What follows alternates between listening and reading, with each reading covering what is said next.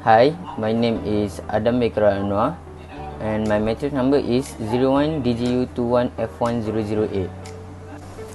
Hello, my name is Walid Sufi bin Abdul Majid and my registration number is 01DGU21F1030. Hi, my name is Azmil Aiman bin Azman. My matric number is 01DGU21F1005. Hai, Assalamualaikum Idum. My name is Muhammad Haris Ilmi bin Ayub. My matric number is 01DGU21F1031. Okay, what is energy? Energy is the quantitative property that must be transferred to a body or physical system to perform work on the body or to heat it. Meanwhile, the related energy of the stoica is potential energy. Potential energy is the energy held by an object because of its position relative to other objects. In the case of the stoica, the rubber band will tug on the axle and the user pulled the stoica to the back to twist the rubber band. The twisted rubber band creates elastic potential energy, and the elastic potential energy on the axle transforms into the kinetic energy as the stoica release. Next, what is kinetic energy? Kinetic energy of an object is the energy that it possesses due to its motion.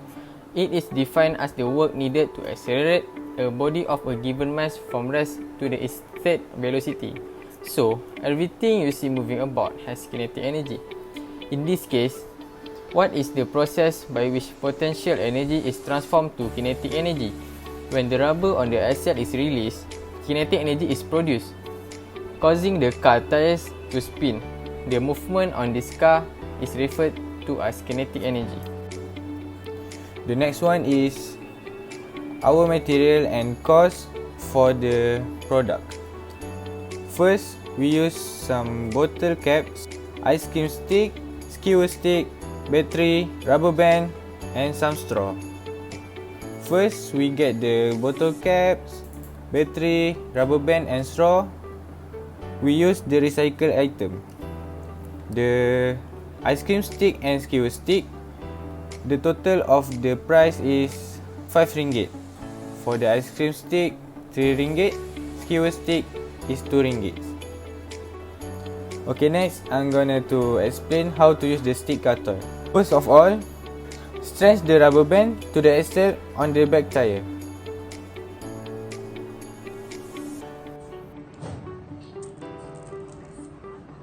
And release it. As a result, the car will move. The longer the axle is rolled, the greater the distance taken by the stick toy car. Besides, the less time it takes to roll the wood, the shorter the distance of the movement will be taken by the stick car. So, for the calculation, we need to find the velocity, acceleration and force. To find all of that, we need to use the formula. The formula for velocity is displacement divided by time. So, 1.5 meter divided by 2 seconds equals to 0.75 meter per second power of -1. For acceleration, velocity which is 0.75 meter per second power of -1 need to divide it by time which is 2 seconds and it will be equals to 0.375 meter per second power of 2. Finally, to find force, we need to use acceleration which is 0.375 meter per second power of -2 divided by mass which is 0.25 kg and our force is equals to 0.09375 N. So, result and discussion for our product is when you wind up the car's axle, the rubber band is stretched and potential energy is stored. When you let go the rubber band, begin to unwind, converting the potential energy into kinetic energy as the car move forward.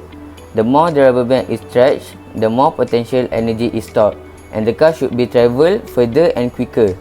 After that, the influence of kinetic energy and potential energy is to save electricity and to allow us not to be solely reliant on one type of energy. It also aids in the preservation of energy for further usage. Pretty boys, they're gonna jagat that visual ultra fantasy pusing macam huruf G.